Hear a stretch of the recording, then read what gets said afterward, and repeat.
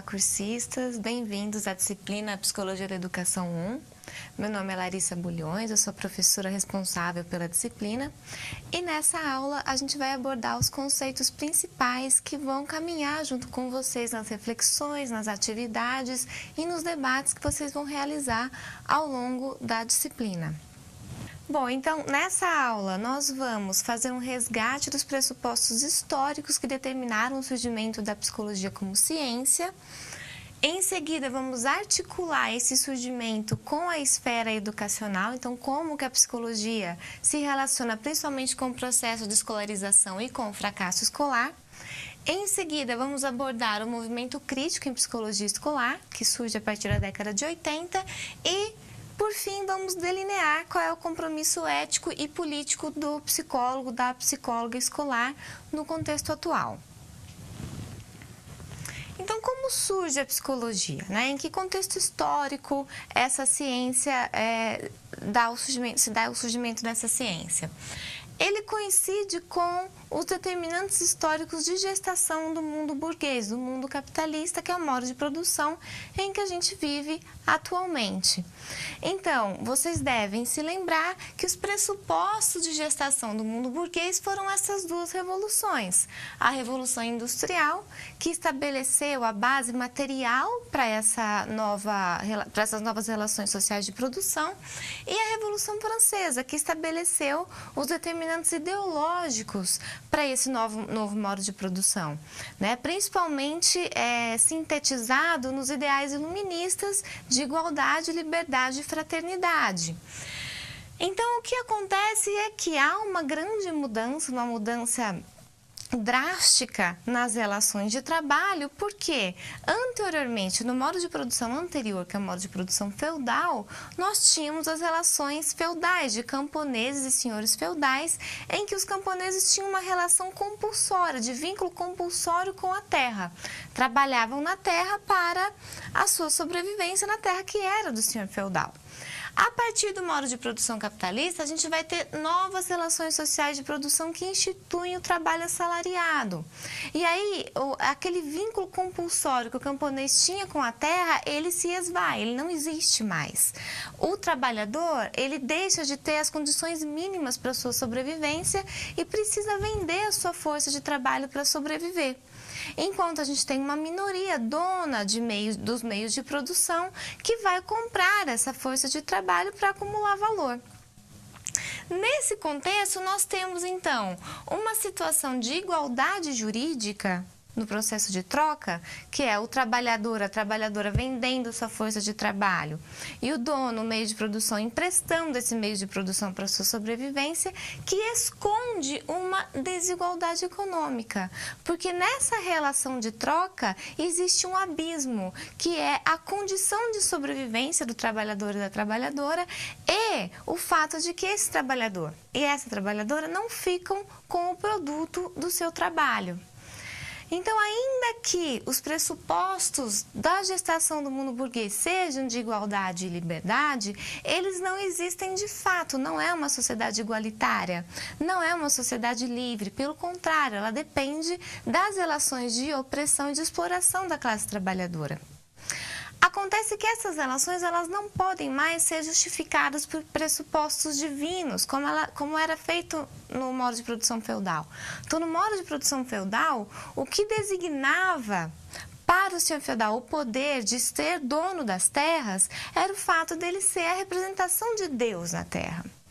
No modo de produção capitalista, isso muda. Não existe mais essa justificativa, inclusive porque a gente está falando num momento histórico que faz um apelo à razão, um apelo iluminista. É nesse contexto que surge a ciência positivista. A ciência que vai vir para tentar legitimar essas relações de exploração, essas desigualdades sociais, mascarando-as em desigualdades em diferenças individuais. Então, as desigualdades sociais passam a ser mascaradas em diferenças individuais. E é nesse contexto que surge a psicologia. A psicologia surge para tentar justificar esses abismos sociais, colocando-os como diferenças entre os indivíduos. Então, alguns são mais aptos, outros são menos aptos, e por isso alguns ascendem socialmente e outros não.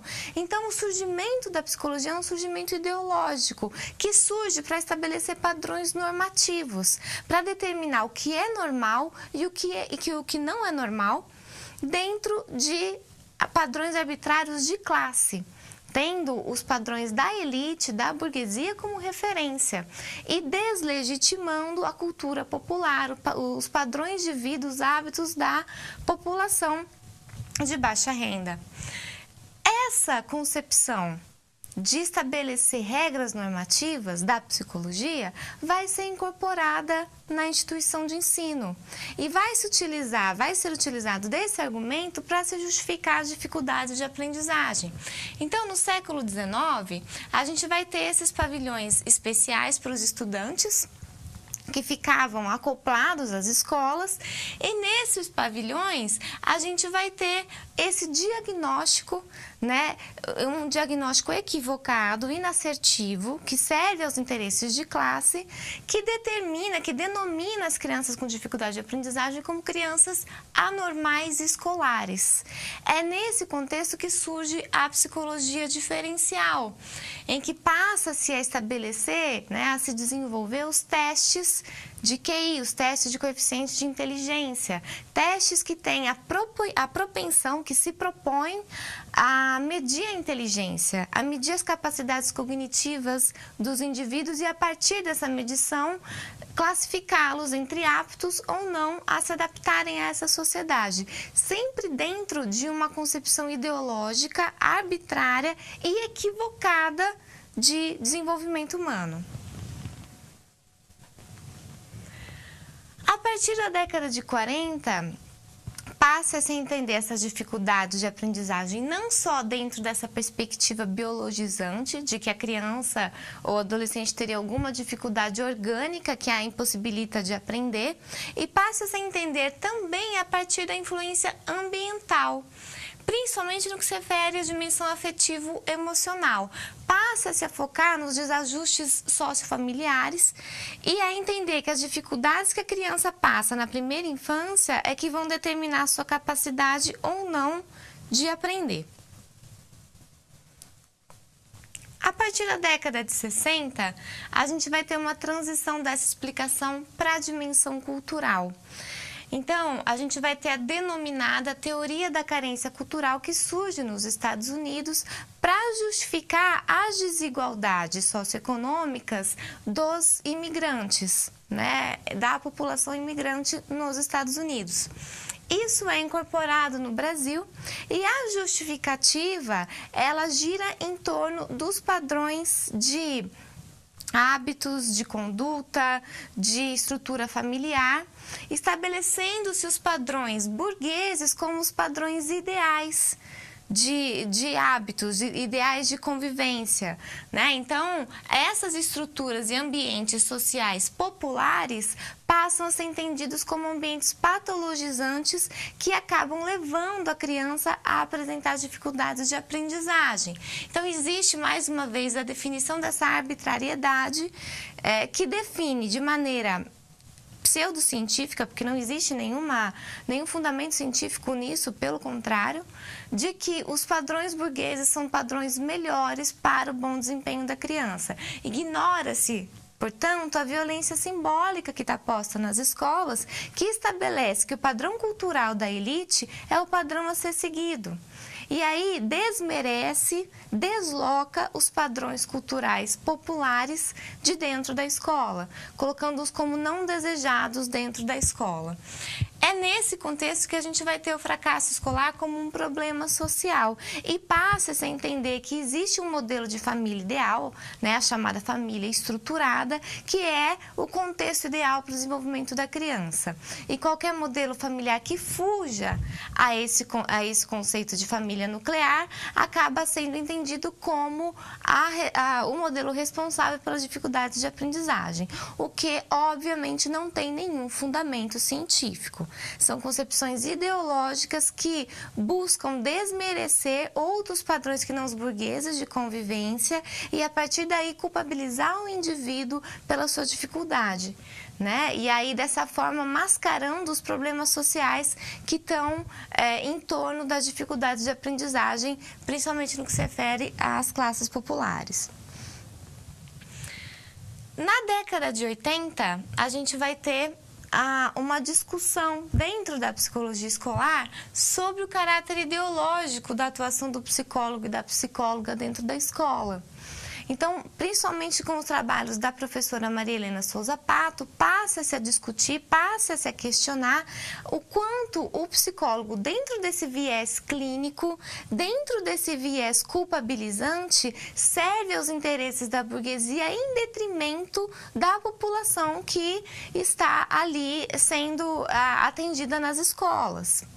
Então, passa-se a identificar que essa conduta responsabiliza o aluno pelo fracasso escolar. Então, as práticas educacionais, as políticas públicas da educação são isentas de qualquer responsabilidade e foca-se a responsabilidade só no indivíduo. A criança é quantificada, avaliada e classificada a partir de padrões normativos arbitrários, ou seja, a partir daquilo que a criança não faz, ela recebe um rótulo. A partir daquilo que ela ainda não consegue fazer, tendo em vista os padrões elitistas de classe, burgueses, que são estabelecidos como ideais. Então, tudo aquilo que a criança traz de fora da escola é desmerecido e apenas essas condutas arbitrárias são entendidas como condutas interessantes para o ambiente escolar. E aí a gente tem esses diagnósticos, esses rótulos que acabam cristalizando momentos de dificuldades da aprendizagem. A partir do momento que a gente tem um diagnóstico psicologizante, um diagnóstico biologizante, a gente faz com que a criança internalize uma identidade de incapaz. Quando, na verdade, o que a gente tem que olhar é para as práticas cotidianas, para as práticas escolares concretas, né, aliadas a parcerias com a família e com a comunidade, para que essas dificuldades sejam superadas. E, por fim, então, o psicólogo escolar, a psicóloga, né, escolar, acaba legitimando cientificamente esse pressuposto de inaptidão da criança, né? Então, quando a gente tem um profissional que legitima esses diagnósticos que não têm fundamento científico, a gente tem uma conduta muito grave a favor da exclusão dentro da escola, a favor da intolerância à diversidade dentro da escola.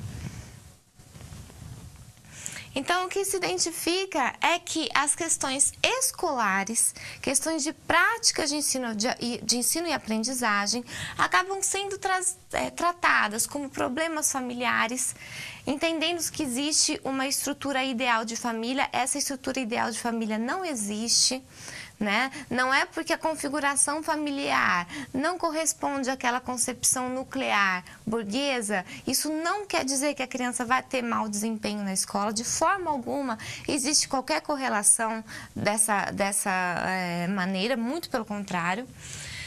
Problemas de natureza emocional, então a gente tem uma segmentação entre o que é cognitivo e o que é emocional, uma segmentação que é arbitrária também, entendendo-se inclusive que tudo o que é emocional dificulta o processo de aprendizagem, quando na verdade é o contrário. A emoção, ela faz parte do processo de ensino-aprendizagem. Não existe aprendizagem sem afeto envolvido.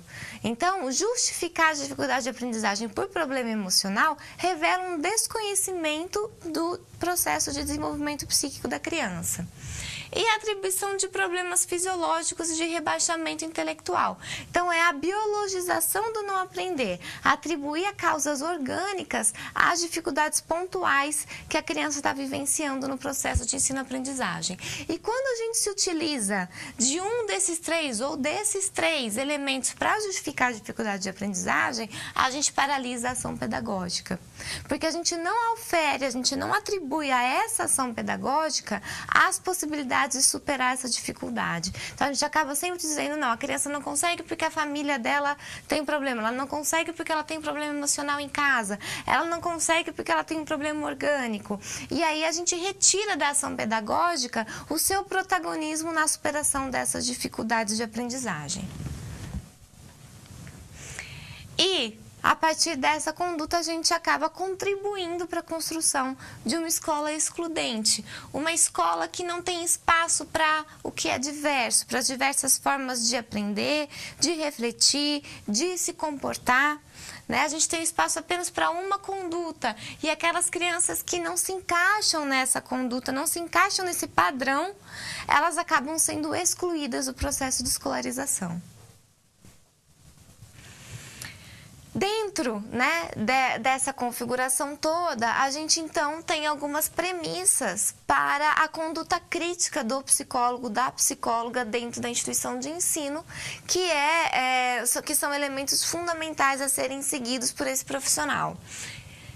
Quais sejam? A luta por uma escola democrática e com qualidade social, por uma escola que se abra para a comunidade em que está inserida, que entenda que essa comunidade faz parte daquele espaço e que entenda que é necessário ter momentos ali de expressão, reivindicação e demandas dessa comunidade em todas as instâncias.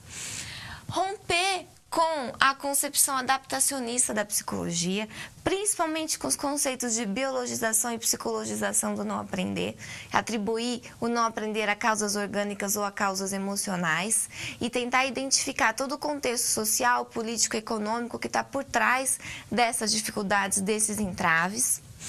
E construir uma praxis psicológica diante da queixa escolar, uma praxis que envolva não só a criança, não só a família, mas uma parceria entre todas as instâncias envolvidas, tanto na dificuldade quanto na superação dessa dificuldade do não aprender.